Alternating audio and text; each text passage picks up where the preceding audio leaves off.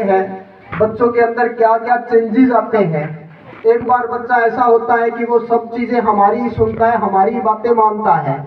मैं तो यहाँ तक देखता हूँ कि जब बच्चा छोटा होता है और उसको अगर कोई डांट देता है तो वो ऐसा बोलता है कि मैं इसकी शिकायत अपने पापा से करूंगा, मैं मेरे पापा को बताऊंगा तूने मुझे डांटा है।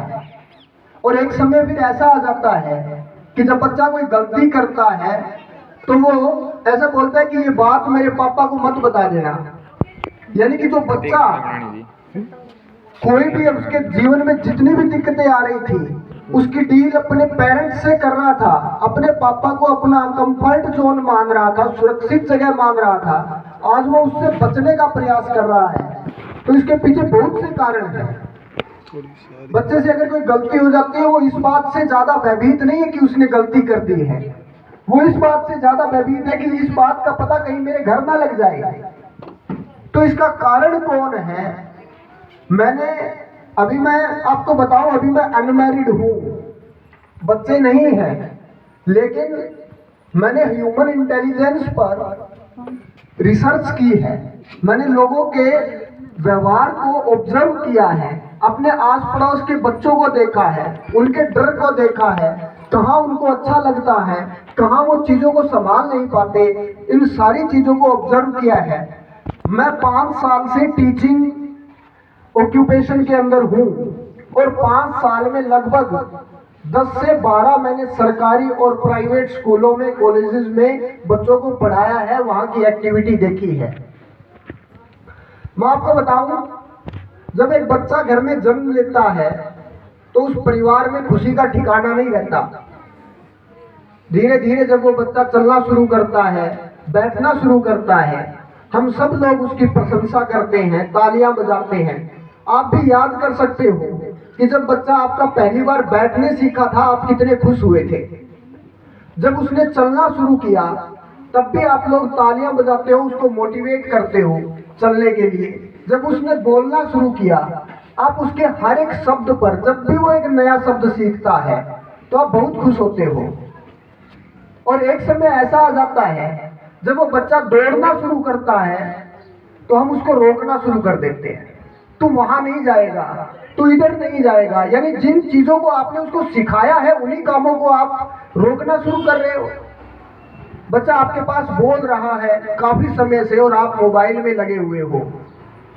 बच्चा चाहता है कि आप उसके क्वेश्चंस का आंसर करो और आपको टाइम नहीं है, और अंत में आप इतना तक बोल देते हो कि एक बार तो चुप बैठ जा। अरे तो अगर आपको उसको चुप ही करवाना था तो आपने उसको फिर बोलना क्यों सिखाया? क्यों आप उसकी प्रशंसा कर रहे थे उस समय जब वो बोलना सीख रहा था? अगर आप उस समय उसकी प्रशंसा ना करते तो वो बच्चा बोलना नहीं सीखता और फिर वो हमेशा चुप ही रहता। आपको वो बोलने की भी जरूरत नहीं थी कि आप एक बार चुप हो जाओ। तो हमारे जीवन में ऐसी बहुत सारी घटनाएं हैं जो हम बच्चों के साथ करते हैं। हम हो सकता है अनजाने में वो गलतियां करते हैं, लेकिन वो गलतियां उन बच्चों के भविष्य पर बहुत बड़ा प्रभाव डालती है। आपको मैं बताऊं, मेरे पड़ोस में ही कुछ बच्चे थे। उन बच्चों को इसलिए डराया जाता था कि वो बाहर ना आए। बाहर एक नाली थी, गली में एक नाली थी, और बच्चों को बोला जाता था कि बेटा बाहर मत जाना वरना उस नाली में तुम डूब जाओगे। बेटा बाहर मत जाना। एक हमारे यहाँ एक बड़ा प्रचलन है एक वर्ड का, हाउ वर्ड, हाउ खा जाएगा। अरे मैं एक मेरे सिख दोस्त से मिला, सरदार दोस्त से मिला, उसने मुझे कहा, और वो बात मेरे आज तक मेरे दिमाग में घूम रही है, कि तुम्हारे और हमारे बीच में एक डिफरेंस है। वो डिफरेंस क्या है? वो डिफरेंस ये है कि तुम अपने बच्चों को बिल्ली से डराते हो, कहते हो बिल्ली खा जाएगी, और हम कहते हैं कि अगर बेटा शेर भी आ जाए ना तो उसको भी तू इतनी हिम्मत रख कि तू उसको पकड़ पाए। पूरे जीवन में अलग अलग प्रकार के डर हमारे साथ बने रहते हैं। आज एज ए पेरेंट हमारे मन में डर है कि हमारे बच्चे सक्सेसफुल होंगे या नहीं होंगे, हमारे बच्चों के मैनर्स अच्छे होंगे या फिर नहीं होंगे। और इसके लिए हमारा डरना भी स्वाभाविक है, क्योंकि जिस तरीके से हम अपने आस पड़ोस के बच्चों को देखते हैं, अलग अलग प्रकार के बच्चे आपको देखने को मिलते होंगे। कुछ बच्चे ऐसे होते हैं जो बहुत सिंसियर होते हैं, कुछ बच्चे ऐसे होते हैं जो अपने पेरेंट्स के को रिप्लाई देते हैं, उनकी जवाब का सामने, उनके क्वेश्चंस का सामने से जवाब देते हैं, जिसको हम लोग बोलते हैं कि ये बच्चा अपने पेरेंट्स के सामने बोलता है, उनके साथ मिसबिहेव करता है। तो अभी की बात थी, बहुत पुरानी ये बात नहीं हुई है। एक बच्चे ने अपने पेरेंट्स से कहा, एक दूसरे बच्चे का एग्जाम्पल लेते हुए, वो बच्चा मैनर्स में अच्छा नहीं था, तो उसने कहा कि आपके यहाँ भी अगर उस जैसा बच्चा होता तो आपको समझ आता कि बच्चे कैसे संभाले जाते हैं। एक बुरे बच्चे का उसने एग्जाम्पल दिया। तो उस पेरेंट्स ने जो रिप्लाई दिया वो मेरी जहन में आज तक घूमता है कि बेटा, जब तुमने जन्म लिया था तब तू उस जैसा ही था। वो हमारी परवरिश है कि हम तुझको यहाँ तक ले आए और वो किसी बुरे रास्ते पर निकल गया। जब भी कोई भी बच्चा जन्म लेता है, वो सारे बच्चे एक समान होते हैं, लेकिन कुछ समय पश्चात हम लोग देखते हैं कि कुछ एक बच्चे तो ऐसे होते हैं जो अपनी कामयाबी की बुलंदियों को चूम लेते हैं, कामयाब हो जाते हैं, और कुछ एक बच्चे ऐसे होते हैं जो रह जाते हैं, जो कामयाब नहीं हो पाते। अगर मैं इस सक्सेसफुल वर्ड को डिफाइन करने लगूं तो बहुत समय लगेगा। सक्सेस, कामयाबी, इसके मायने समय समय पर बदलते रहते हैं, परंतु एक बच्चा इस समाज में अपना अच्छा जीवन जी पाए, इसकी जिम्मेवारी पूरी की पूरी पेरेंट्स की होती है। अगर आपका बच्चा अच्छा नहीं पढ़ रहा तो इसके जिम्मेवार आप हो। अगर आपका बच्चा आपके साथ अच्छा बिहेव नहीं कर रहा तो इसके जिम्मेवार आप हो। अगर आपके बच्चा फिजिकली फिट नहीं है तो इसके भी जिम्मेवार आप हो। आप कभी भी ये नहीं कह सकते कि ये बच्चा खराब है। बच्चा खराब ना तो पहले कभी होता था, ना कभी आगे होगा, और ना आज है। इसकी पूरी जिम्मेवारी आपको लेनी पड़ेगी और आपको मानना पड़ेगा कि अगर आपका बच्चा आपके साथ मिसबिहेव कर रहा है तो इसमें कहीं ना कहीं कमी आपकी है, गलती आपकी है। मैं बहुत समय से ये काम कर रहा हूँ, पेरेंट्स से मिल रहा हूँ, अलग अलग प्रकार की प्रॉब्लम्स मुझे देखने को मिलती है। ज्यादातर जो पेरेंट्स आते हैं वो टीन एज के होते हैं। टीन एज के बच्चे आप समझते हो, जो 13 साल के बाद की जो एज होती है, उसके बाद पेरेंट्स आते हैं, सर बच्चा सामने बोलने लग गया है, सर बच्चा पढ़ाई नहीं कर पाता है। अगर हम छोटे बच्चे के भी एग्जाम्पल लें तो वो भी घर पे हम बोलते हैं कि बेटा पढ़ ले, लेकिन वो उसका खेलने में ध्यान ज्यादा है, वो बाहर ज्यादा रहता है, वो मोबाइल अधिक देखता है।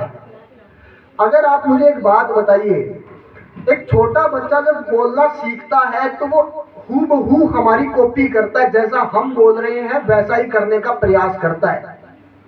तो अगर हम लोग बेड पर उल्टे लेट करके फेसबुक पर चैटिंग कर रहे हैं या फिर फेसबुक देख रहे हैं और हम ये उम्मीद कर रहे हैं कि हमारा बच्चा पढ़ेगा, तो ये पॉसिबल नहीं है। अगर आप अपने बच्चे को पढ़ाना चाहते हो तो आप भी हिंदी, इंग्लिश, किसी ना किसी लैंग्वेज को जानते होंगे। आप भी उसकी कोई बुक उठा करके बैठिए, बेड पर बैठिए, बच्चा जैसा आप बैठे हो। अगर आप चौकड़ी लगा करके पढ़ रहे हो, बच्चा भी अपनी बुक लेकर के आपके साथ चौकड़ी लगा करके बैठेगा। अगर आप लेट कर पढ़ रहे हो तो बच्चा भी आपके पास लेट करके पढ़ेगा। तो अगर आप बच्चों की पढ़ने की हैबिट डेवलप करना चाहते हो जब वो छोटे हैं, तो आपको भी उनके साथ पढ़ना होगा। पढ़ने के लिए आपके पास बहुत चीजें हैं। अगर आप आगे नहीं पढ़ रहे हैं फिर भी आप कुछ ग्रंथ ले लीजिए, विवेकानंद जी की बुक ले लीजिए, पेरेंटिंग की बुक आई हुई है मार्केट में, वो ले लीजिए। अगर आप उन बुक्स को पढ़ोगे तो बच्चा भी आपके साथ बैठ करके पढ़ेगा। और अगर आप मोबाइल देखोगे तो आपका बच्चा भी मोबाइल की डिमांड करेगा कि मुझे भी मोबाइल देखना है, क्योंकि बच्चा केवल आपकी कॉपी करता है और कुछ नहीं करता। इसके बाद जैसे मैंने देखा, एक तो मैं आपको किस्सा बताऊं। एक पेरेंट्स आते हैं मेरे पास और उनके साथ एक बच्चा होता है 6 और 7 साल का, और उन पेरेंट्स की शिकायत ये थी उनका कहना था कि ये बच्चा हमारा मायूस रहता है, अगर हम इसको कुछ अपना मोबाइल फोन दे दें तो ये मोबाइल फोन देखना शुरू कर देगा। हम कहते हैं हमारा मोबाइल वापस करो बेटा, तो वापस कर देगा ना। तो ये एक्टिव बच्चा नहीं है। हमें कभी कभी तो ऐसा शक होता है कि इस बच्चे का ब्रेन डेवलप नहीं हो रहा है। तो अचानक जो मेरे जो दिमाग में बात आई या फिर मैंने जो उनको कहा, वो अगर मैं उसके बारे में ज्यादा विचार करता तो शायद मैं उनको बोल भी नहीं पाता। मैंने उनसे कहा कि आप बच्चे के सामने आर्ग्यूमेंट्स करते हैं आपस में, आपकी आपस में नोक झोंक होती है बच्चे के सामने, आपके आपस में तू तू मैं होती है बच्चे के सामने। और इतना बोलते ही जो वो लेडीज थी, जो उस बच्चे की मम्मी थी, उसकी आंखों में आंसू आ गए। उसके बाद तो मेरे दोस्तों ने भी, और या फिर मैंने जहां पर भी किस्सा शेयर किया, उन्होंने मुझसे ये भी कहा कि सर आप ऐसा किसी पेरेंट्स को मत बोलिए, हो सकता है सामने वाला आपको ये कह दे कि आपकी हिम्मत कैसे हुई ऐसा बोलने की, हम लोग घर पे लड़ते हैं। लेकिन जो उस महिला के आंखों में जो आंसू थे, ये उस बात का प्रमाण था कि हाँ, उनकी घर पे नोकझोंक बच्चे के सामने होती है। तो अगर देखिए, ये हर घर का किस्सा है, हर पति पत्नी में किसी ना किसी बात पर विवाद पॉसिबल है, हो सकता है। और हमारे यहाँ तो ये भी कहावत है कि जहां लड़ाई ज्यादा होती है वहां प्यार भी ज्यादा होता है। परंतु हमें बचना चाहिए कि जब हमारा बच्चा हमारे सामने है तो कम से कम हम ऐसी चीजें ना करें जो उसके ब्रेन पर, उसके दिमाग में कोई अलग से कोई उसके बुरा प्रभाव छोड़ करके जाए। इससे हमें दो फायदे होंगे। एक तो जब हमारा बच्चा सामने होगा, तब अगर हम लोग हमारे जो बीच में कोई विवाद ना करें, तो ये विवाद होता कितनी समय का है, आदमी के मन में गुस्सा कितने समय का होता है, ज्यादा से ज्यादा 30 सेकंड से लेकर के 1 मिनट तक का। उस 1 मिनट अगर हमने बच्चे को देख करके कंट्रोल कर लिया, तो उसके बाद तो वाद विवाद हमारा अपने आप खत्म हो जाएगा, तो हमें लड़ने की आवश्यकता भी नहीं पड़ेगी। मैं इसके बारे में आपको बता दूं, मैं कोई बहुत ज्यादा एक्सपर्ट भी नहीं हूं इन चीजों का, आपके बीच का व्यक्ति हूं। केवल मैंने जितना भी सीखा है वो कुछ एक रीडिंग्स की, मैंने कुछ एक बुक पढ़ी जो फ्री टाइम था मेरा उस समय, और कुछ लोगों को मैंने ऑब्जर्व किया। ये लोग जो ऑब्जर्वेशन है वो बहुत बड़ी पावर है सीखने की। हम बुक पढ़ करके इतनी चीजें नहीं सीख सकते जितनी हम लोग ऑब्जर्व करके सीख सकते हैं। तो ये काम आप भी कर सकते हो। आप अपने आसपास के बच्चों को देखिए, अडल्ट को देखिए, जो बड़े हैं उनको देखिए कि वो लोग आज क्या कर रहे हैं और उसके परिणाम क्या निकल रहे हैं। आपको अपने आप अपना जीवन समझ आ जाएगा कि हमें क्या करना चाहिए। मैं स्वामी विवेकानंद की बुक में पढ़ता हूँ, डॉक्टर APJ अब्दुल कलाम की बुक में पढ़ता हूँ। ऐसी बुकों का अगर आप भी पढ़ोगे तो मेरा मानना यह है कि आप अनसक्सेसफुल नहीं रह सकते। और आज जिस एज में आप लोग जो सामने मुझे आप नजर आ रहे हो, कि आपकी एज वो नहीं है कि अभी हमें कर्म ना करने का समय आ गया है या फिर हमारा रेस्ट करने का समय आ गया है। आज भी अगर हम लोग स्वामी विवेकानंद को पढ़ लें तो आप देखोगे कि आपके जीवन में एक अद्भुत बदलाव आएगा। आप लोग पाओगे कि हमारा जो जीवन स्तर है वो बहुत ऊपर उठ गया है। स्कूल्स में, और जिस तरह के आज स्कूल है, मैं एक स्कूल के प्रांगण में खड़ा होकर ये बात बोल रहा हूं, और अगर इस बात का पता किसी और स्कूल वाले को चल जाए तो वो शायद मुझे बुलाएगा नहीं। मैं कह रहा हूं कि स्कूल में आज एजुकेशन सिस्टम बहुत निम्न स्तर पर आ गया है। केवल मार्क्स के अलावा वहां किसी चीज की बात नहीं हो रही है। डिसिप्लिन के नाम पर बच्चों को दबाया जा रहा है। मेरे स्कूल में एक विवाद हुआ था, बच्चों को बोला गया कि आप हैंड्स बैक करके चलिए क्लास में, स्कूल की गैलरी में, जहां पर भी ग्राउंड में आपके हैंड्स बैक होने चाहिए। मैंने इसके बारे में बहुत सोचा कि ये हैंड्स बैक का आइडिया आया कहां से, हाथ पीछे करके चलने का आइडिया कहां से आया है, कि ये कौन सा डिसिप्लिन है कि हमें हाथ पीछे करके चलना है। मैंने इस पे बहुत रिसर्च की। मैंने आर्मी से, बैठे हैं सर, मैंने आर्मी के वीडियोस देखे कि कहीं डिसिप्लिन सबसे ज्यादा आर्मी में होता है, कि कहीं ये तो नहीं करवाते ऐसा। लेकिन मैंने ऐसी कोई वीडियो नहीं देखी जहां पर कोई आर्मी का ऑफिसर अपने हैंड्स पीछे करके चल रहा है, अपने हाथ पीछे करके चल रहा हो। लेकिन मैंने एक तरह के लोग जरूर देखे जिनके हाथ पीछे थे, वो प्रिजनर थे, कैदी थे। तो क्या हम लोग अपने बच्चों को कैदी बनवाने के लिए भेजते हैं स्कूल? क्या हम चाहते हैं कि हमारे बच्चे कैदी बने? हम उनको अच्छा इंसान बनाने के लिए, उनको एजुकेशन के लिए वहां भेजते हैं और वो हमारे बच्चों को कैदी बना करके छोड़ देते हैं। तो हमें इन बातों पर विचार करना पड़ेगा। क्लास में बच्चों को ऐसे धमकाया जा रहा है चुप करवाने के लिए कि बिल्कुल साइलेंस होनी चाहिए क्लास में।